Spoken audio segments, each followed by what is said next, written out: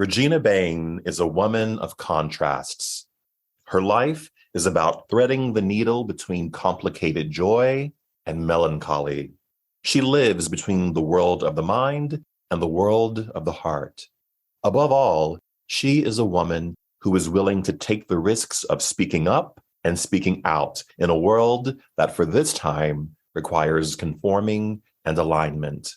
Like Louis Armstrong, the man whose legacy she is called to protect and expand as the executive director of the Louis Armstrong House Museum and Archives, she says of herself, "I'm thinking about the choices that I am making, that I will make, about where I will use my voice and the repercussions of that and what I'm willing to risk. And for me, I choose to engage." Hello, and welcome to a new season of At the Podium with me, Patrick Huey.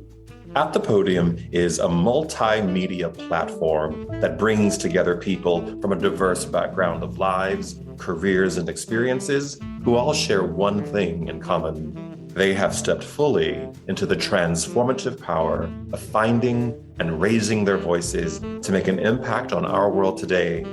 At the Podium holds a space for everyone to tell their stories, to be heard, and to bring us inspiration. Today, I'm thrilled to share the podium with Regina Bain.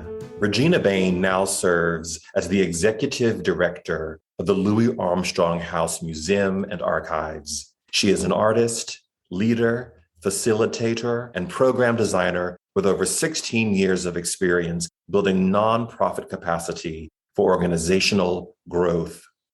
Previous to her appointment at LAM, Ms. Bain served as Associate Vice President of the Posse Foundation, a national leadership and college access program which helps to send teams of students, or posses, to top colleges and universities. At Posse, Ms. Bain helped to onboard and provide oversight for executive directors and Posse's 13 site offices, and she helped to double Posse's STEM initiative.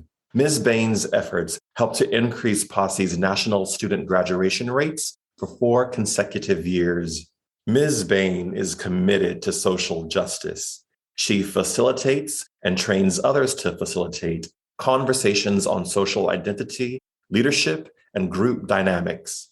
She leads the Yale Black Alumni Association and serves on the Yale Board of Governors. Ms. Bain earned her BA in African American Studies and Theater from Yale University and received her MFA from the Yale School of Drama.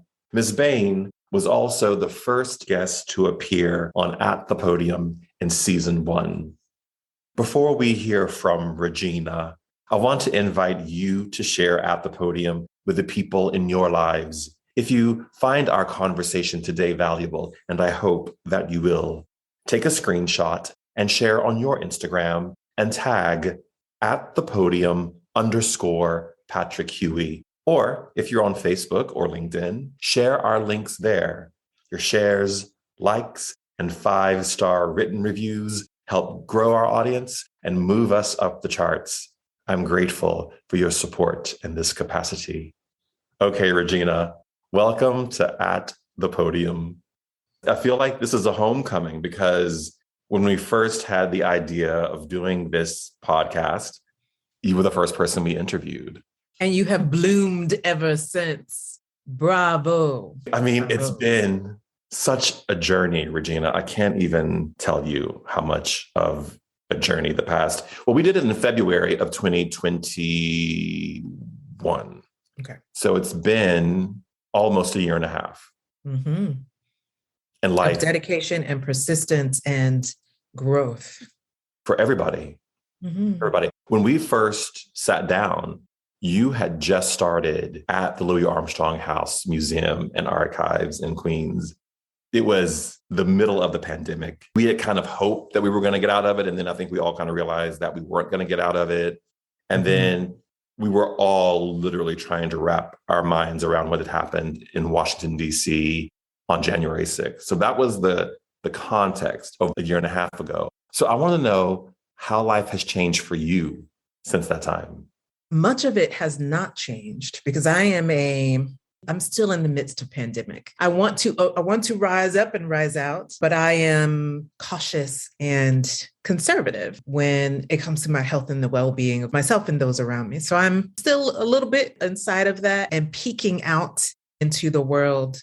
But one of the things that I am still conscious about and the change for me is how grateful I am to have the things that I have and to be able to experience the things that I can, because for a while, those things were taken away. Those people were taken away. And so when I get a second chance to experience, to be with, to connect, I'm so thankful for that.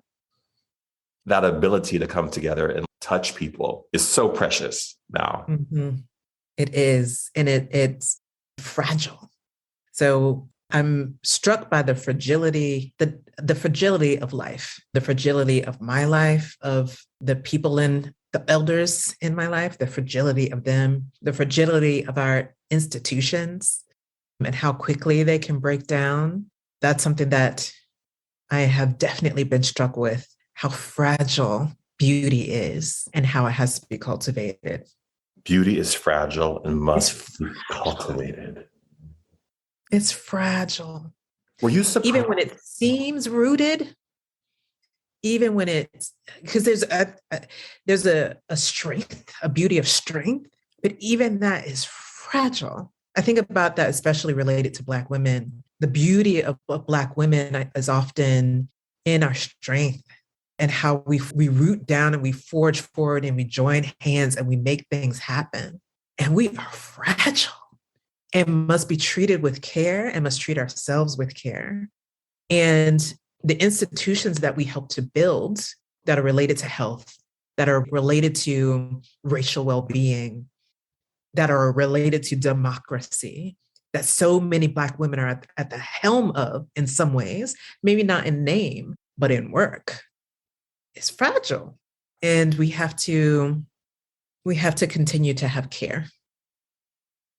The last time that you and I spoke, you were reading Their Eyes Were Watching God by Zora Neale Hurston. And she supposes in the book, she states in the book that Black women are the mules of the world, which I think you're saying in a different way about the fragility and the beauty and the necessity of what Black women bring to the world and have brought to the world. I mean, Black women raised white women's babies and then went home at night and took care of their own children.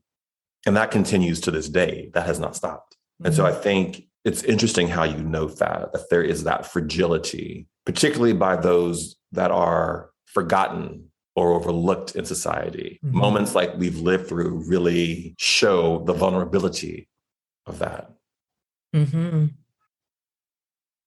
So I want to talk about Louis Armstrong. Yep.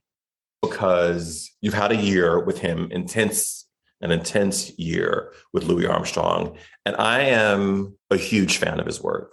And I have to say, it took me quite a while to find him and understand who he is in terms of the importance of music. Obviously, I knew who he was, but I think there is a sort of watered down version of him that sort of distilled through a lot of how people view him. But when you really look at what he was doing and the work that he was creating, he is on a par with a Beethoven or a Mozart or a Maria Callas in terms of the legacy, Ella Fitzgerald, in terms of what he was doing with his work. Am I overstating that? No, you are not. Louis Armstrong grew up in New Orleans, born either 1900 or 1901, depending on who you believe. He has two different birthdays that he's celebrated for. And he became America's first Black popular music icon, a megastar, the first Black person to be featured billing in a Hollywood film, one of the first interracial duets, interracial recordings, one of the first people to have written in his contract that he had to be able to stay where he played when he traveled throughout America. He was a pioneer. He's coming off of the reverberations of slavery, of Jim Crow through civil rights.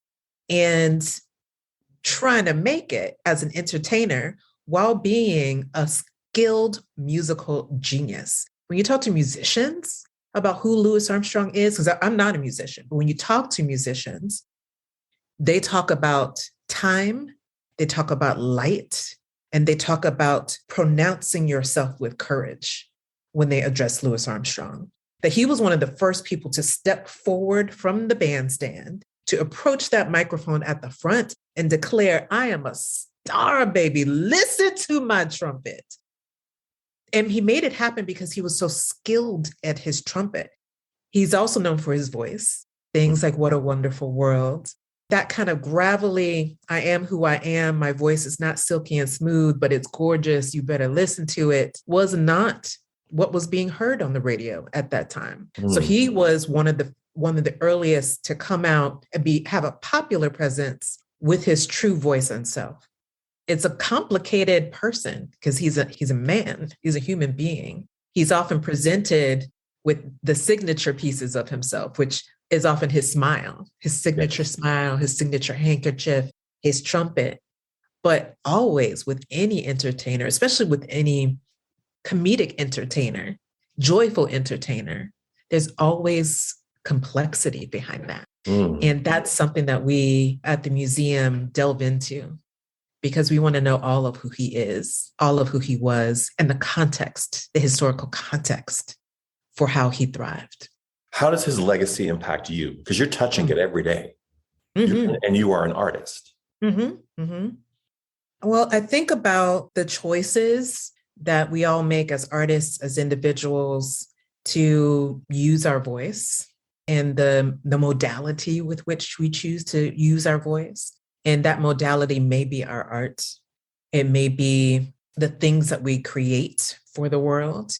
That modality may be direct political speech or action or gestures. And all those choices come with repercussions. The choices Louis Armstrong made and didn't make, and the repercussions that came that didn't come. He was a contemporary of Paul Robeson, amazing artist, Black man, whose career was shut down because of he was thought of as a communist. There was a chance that would happen to Louis Armstrong. He made a statement about the Little Rock Nine. People started to boycott who he was, his performances. Sponsors for TV programs said, I don't think we should have him.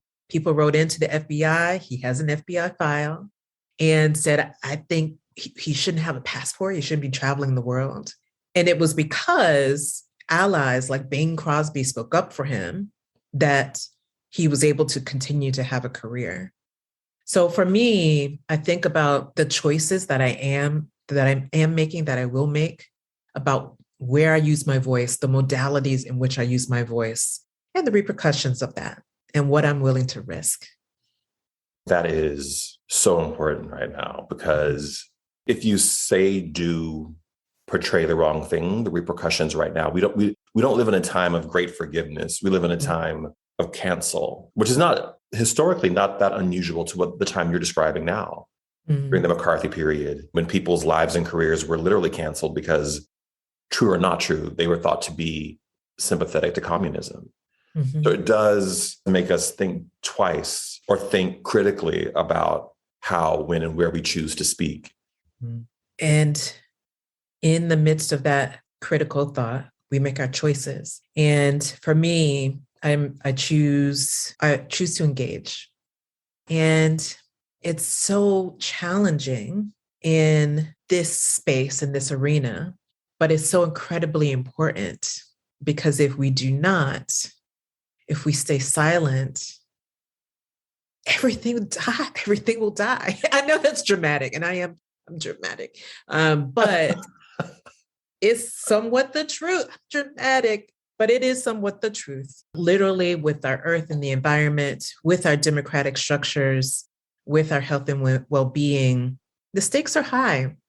And I'm sure it has felt this way throughout different eras of American history, of global history, but I feel it now. And I'm always amazed when this human experiment makes it through, and we actually have that we survive as a species. I'm kind of amazed at that. and I want to put in the work to make sure we continue to thrive. One thing that I have really thought about over the past 2 years is that none of it's guaranteed. None of it's guaranteed. It's been my biggest takeaway from the last 2 years, that it's not guaranteed. And you have to speak up and speak out. Mm-hmm. Because when you don't, there's a proliferation of stupidity that happens when the people who know right from wrong, who have the facts, who have the answers, don't speak up. It's interesting, the power of voice, which I had never sort of really thought about in terms of Louis Armstrong or anything like that. But anyone who has a platform, who has people who tune in to watch, listen, and see them, have a tremendous amount of power. And I look at someone like Louis Armstrong, I think about you, I think about anyone who has any position where people look, listen, and feel them. We have to speak. We don't have to be disrespectful or rude, but we have to speak the truth of what it is that's happening and what our experience is. And I think I was not always keyed into that as I am now after the past 2 years. And I know that when you first started this podcast, you talked about it not being political. Yeah.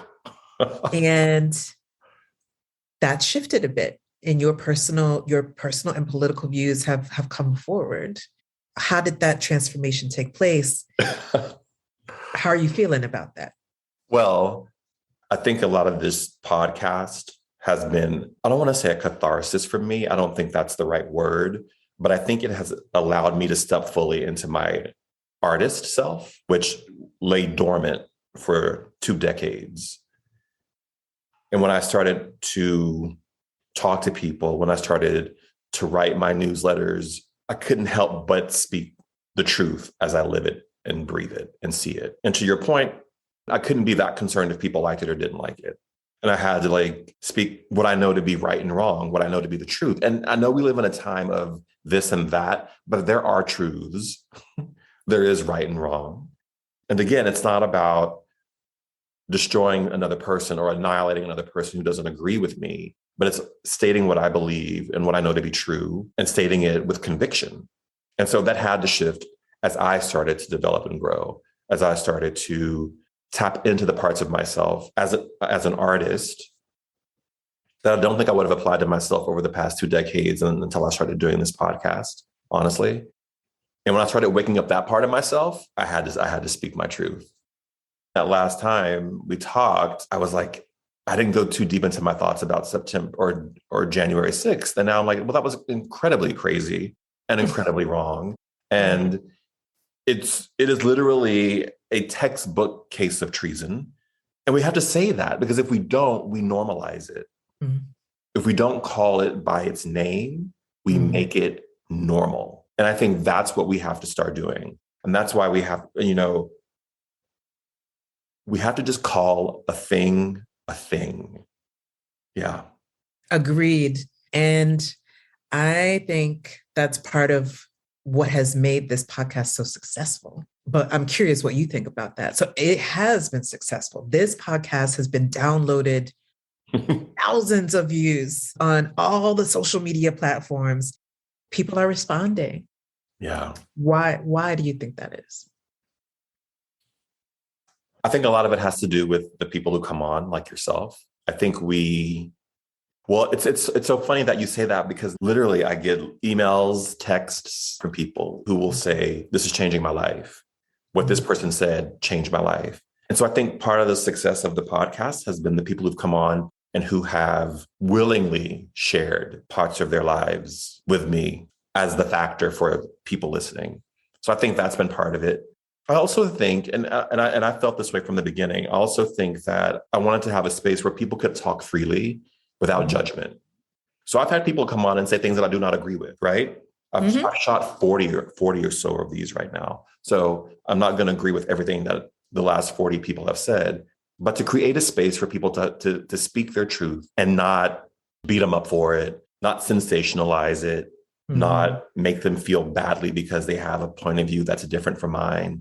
we don't have that kind of discourse right now. So I think anywhere you can bring people in together to talk, I think is really important. But I really think it's the people who've come on and who take the ride as far as they want to take it, you know? You have some cool friends. I have some cool friends.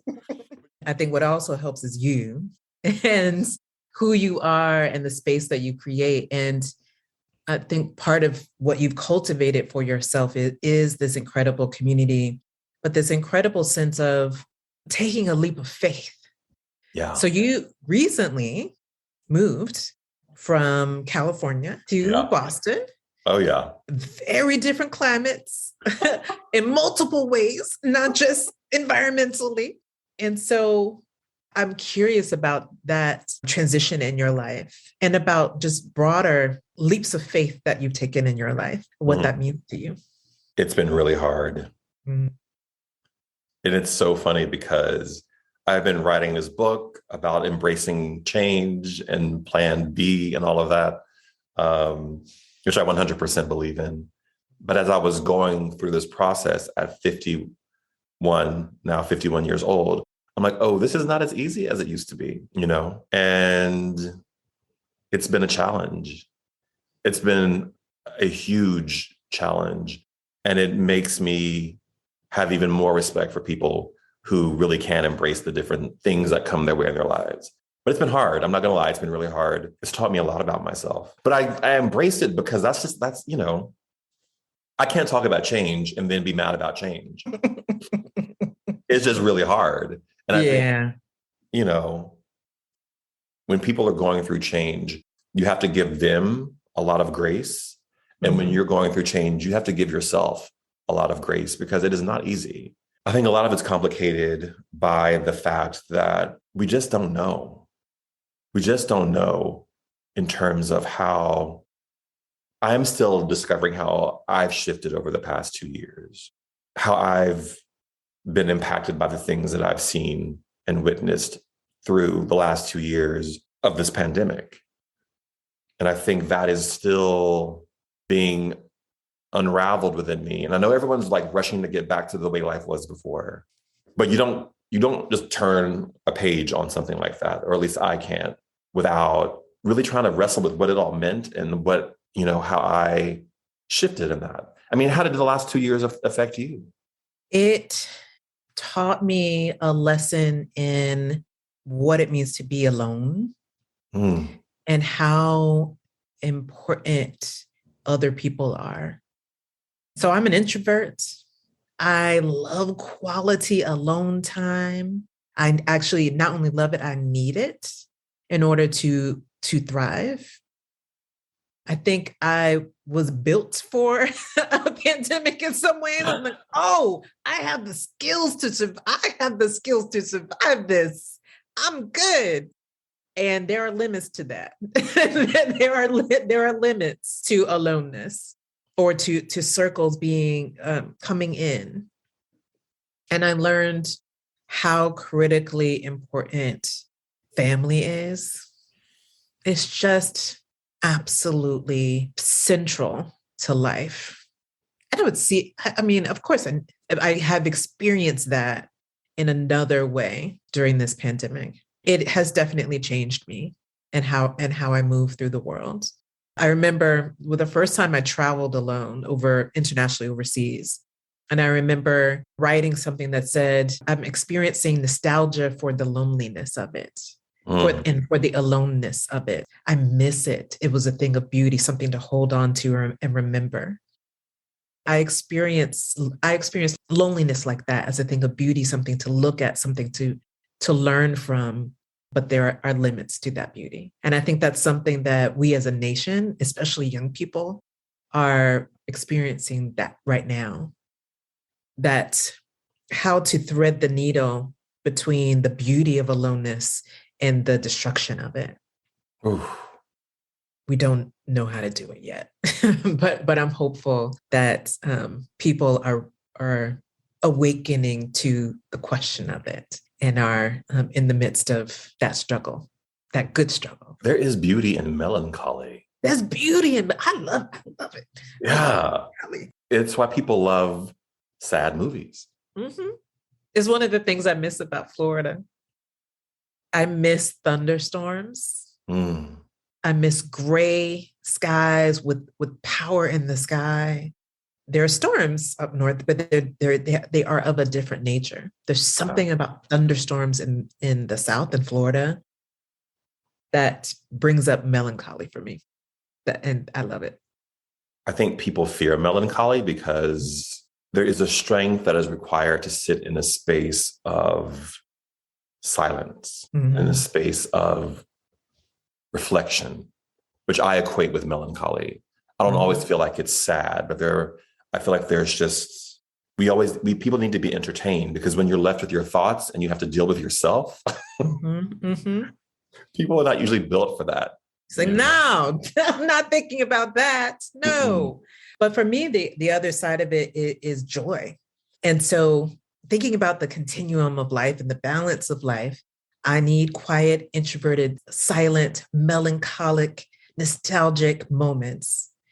And then I need to let that go, and I need to burst into life with joy, complicated joy. And we've talked about joy before. It's one of the reasons why I think Louis Armstrong is so beloved, is because he allows people to experience joy and welcomes that, makes space for that. What a wonderful world. Joyous song, incredibly melancholic. Yes, it is. It's both. I'm both. It's both. I think we get to be complex. Okay, you just talked about joy. And again, you were a first for me on this series of the Sunday reflection, which I'm doing one next week. So you were the first. And I posted it on Facebook. And it had like 22,000 views of it, Regina. Wow. Yeah. I have very little social media presence. So that's all you. That's all you. So let me tell you what happened around Sunday reflection. I woke up on a Saturday morning, and I was editing your work from the first episode that we shot. And something within me said, this needs to be posted. And so Saturday night, I've made that clip, 2 minute, like 10-second clip, found this beautiful music to go underneath it. And something inside of me said, this is what the world needs to hear today, that joy and happiness are not always related, and that you have to step out with your chest and your guts and move forward in your life. And I posted it, and literally I was just watching the numbers tick up on Facebook on the post of it. Why do you think that touched people so much? I'm not sure I know what touches me when I'm scrolling through is that moment of, yeah, that makes sense. That's real. I see that. I've experienced that. And I think, or I want to experience that. And I think it's important for my life to experience that. And I think there's something about the truth of bodily moving forward that is true for a lot of people, because inertia sets in. So this idea of bodily moving forward is strong for folks. But when I saw the Sunday reflection, it was because my mother saw it first. Oh, did she really? Yes.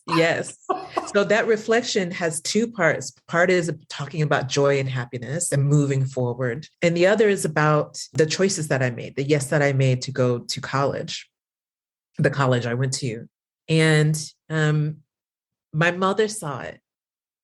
And I had spoken about my mother in it. And she showed it to me. And she said, this is beautiful. Because I hadn't said the things that I said here in this space to her. I hadn't actually said those things to her, that I appreciated the yes that she gave to me, to my life. And I don't know how other people experienced it, but my mother experienced it as a gift.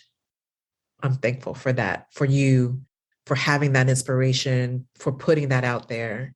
I think those words of saying what people meant to us and acknowledging the hard choices that they made for us, that's important. Yeah. Those are the moments why I do this. And every guest that I've had has a moment like that, where they just drop into what is true and real. And I think that's why people, you asked me earlier, and I think that's probably why people like it, because people drop into what's true and real for them. Mm-hmm. And there's nothing more compelling than someone telling their truth. Nothing more compelling. So are you telling your truth? Have you found your voice? Interestingly enough, though, I am finding it through this medium, through this. I'm finding it when I write the newsletters and the blogs for each person. That's when I feel like if a person really wants to hear my voice, it's there. Because here it's shared, and it's shared on purpose. I want this to be the space of the person who's sitting here with me. It's a shared space. And obviously, because there are other things that I'm looking at besides just sharing my story, I want to make sure that you look great, that we're in the right shot, all of that kind of stuff. But where I really share my voice is in my writing. And again, it's something I had put down. I had not like put down like bad. I had just stopped doing it. I had just stopped writing. And then I was like, no, I have to write for this podcast. I have to write everything. And I have to tell the truth. Mm-hmm. So it's probably the greatest reflection of my voice are those newsletters. Which I'm going to make an ebook of them all. Something else that I learned during the pandemic, which we talked about earlier, that we don't have forever, that time is not just this frivolous, renewable resource over and over again. That there are expiration dates on everything. There's also that you can't sit around and wait for people to do anything for you. No, you cannot. You cannot. And so that freed me to create, and that's the real creativity. The drive to create is there no matter what. And it has to happen. Creators create, and you are definitively a creator and an artist whose voice comes out in different forms as actor, as journalist, as creator of experience, physical space and experiences for others. As writer, you create. Creators create. And it's okay if that form takes different shapes. What I really appreciate you saying is that this is a shared space. This conversation is a shared space. But then you are taking the writing as a moment of reflective space that is about your voice. Yeah. And I love that you are doing that and recognizing that is what that writing is about. I used to journal back in the day, and I've started really missing that and acknowledging that I have not written down my perspective on life in a bit. And just because we have an archives as a part of the Louis Armstrong House Museum. And it's full of music, and it's full of pictures, and it's full of audio recordings. Writing is what is critically important. And we have to write our stories, as well as all the other mediums that we take on. It's writing things down. Critically important. So I'm glad you're doing that. It's interesting because people don't write. I mean, we're literally not teaching kids to write. Yeah. The art of cursive writing. Yes. What a sad thing, because if we don't write, there is no history. And words are recorded in other mediums, in digital media, which is excellent and hopefully long lasting. It may not be, because modes of digital media become obsolete. And ways of accessing them become obsolete. So we have to actually print pictures and write letters and have those things that you can hold in your hands from an archival perspective along with the digital, to keep history. And I think about that when I've been thinking more and more about libraries and about physical books. I have a really hard time with e-readers. It's challenging for me. I need the physical book most of the time, not all, but most of the time. And about all the libraries around our nation and for young people and how important they are. And it's I know that libraries are under attack. And just a word for the librarians, for the teachers and educators out there, thank you for what you do. Your work is incredibly important. The library was a sanctuary for me as a young person. And so please keep doing what you do. We appreciate you. What is your take on that? I am most disturbed. Oh, yes. I am most disturbed by what is happening with books. Literally, we are under attack. Mm-hmm. And that is why the voices matter.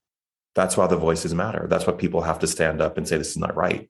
When you start selecting people's literature, we're in very dangerous territory. Yes, we are. And selecting people's literature means selecting people's thoughts. Books are powerful. And that's why they're being banned, because they are powerful. They open us up to other worlds, other concepts, other possibilities that challenge us, challenge our worlds, challenge the concepts we have been taught. And that's scary. That's scary. And I understand the desire to craft a world, to craft a set of a philosophy for a young person. I get that. But if you are cutting off entire swaths of peoples when you're doing that work, I'm thinking specifically about LGBTQ peoples, cutting off entire swaths of peoples, and someone can't see themselves, a young person can't see themselves, that's dangerous. It's dangerous. So, yeah, we're in a world of hurt. But the solution is for us to keep reading, to keep having those amazing experiences for young people to engage online, to explore the world externally, and have the books that help them explore their world internally. They'll find what they need to find. They'll find the source of education and thought that they need to find in a book, in a person. We just have to keep putting ourselves out there. We can ban all the books we want. Mm-hmm. We can stop publications on certain books. But if we don't talk about LGBTQIA issues in school, kids will still be gay. Yep. Kids will still be queer. Kids will still be straight.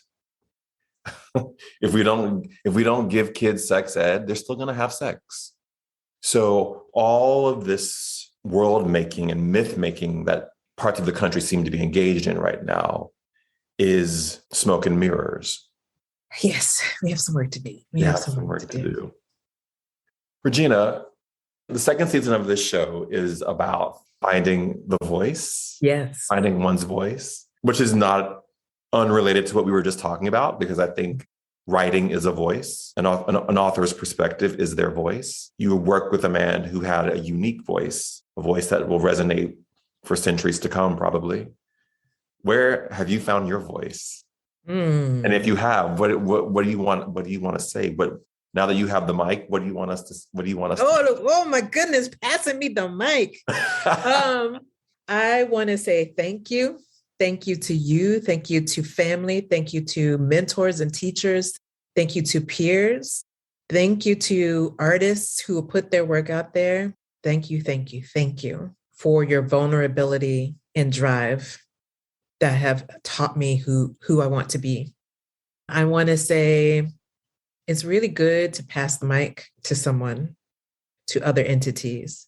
This concept of saying, I have power and I'm going to give it to someone else, to some other entity, to some other organization actively because I can and because it's important. That is a critically generous act that will weave us together as a nation. We have to pass the mic, to pass the power every now and again. I want to say I'm curious about justice.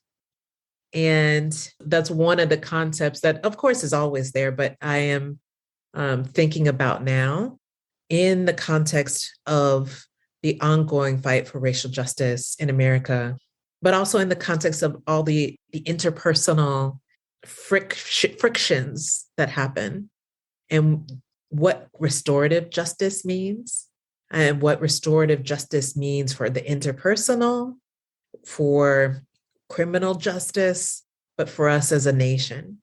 And I'm curious to delve into the concept of justice. And I hope that we all take that on as Americans, because our concept of American justice is very specific.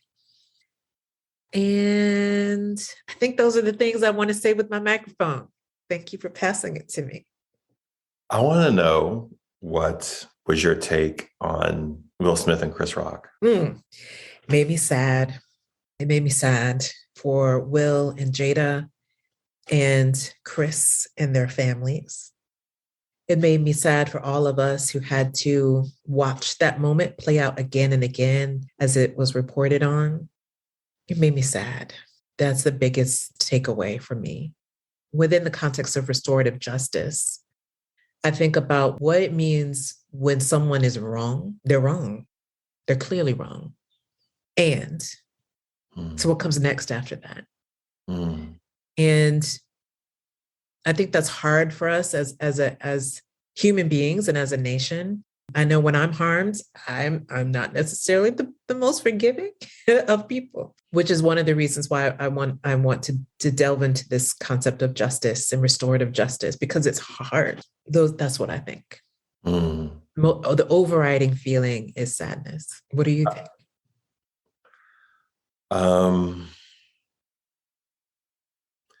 I thought it was a really bad day for Black men. I thought there's so many tropes about the angry Black man, about the violent Black man that image reinforced.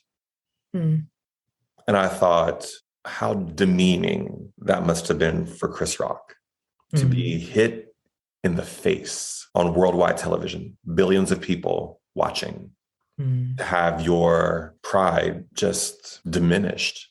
And I thought about all of the children at home whose mothers are being abused, who saw that and who know that vocabulary and understand what that means. And I thought this is a very, very sad day for Black men, for Black people, for people. That we had this moment. I mean, they were ready to crown him the king of Hollywood. And in that moment, his reason left him. And I was actually depressed about it for a couple of days. And it made me think, because this is how my mind works, I thought, well, we have two examples of how people can respond when their wives are under duress. And that was watching how Dr. Patrick Jackson responded when his wife was up for her nomination for the Supreme Court, and he had to sit there and take it and not respond. And then we have the other example of what you can do when your wife is attacked in your view. You can lash out. And to me, it was very two distinct options for what manhood looks like and how you choose to execute, how you choose to embody what it means to be a man in the world right now. For me, as a woman, I looked at it outside of manhood. I have that privilege. What I saw was just pain, just raw pain. And I thought about Black people. And then I said, this is about pain. And that's a privilege that I have, not being a Black man. It definitely touched a chord because people are still talking about it. And that was over a month ago. It will be interesting to see historically what comes after. We don't know that now because we're living it, but what will shift and how we will look back at that and go, oh, that was the moment when this led to that. Because I think it's one of those moments. I really do. I hope it leads to something better for all of us, for all of them. Regina, thank you so much.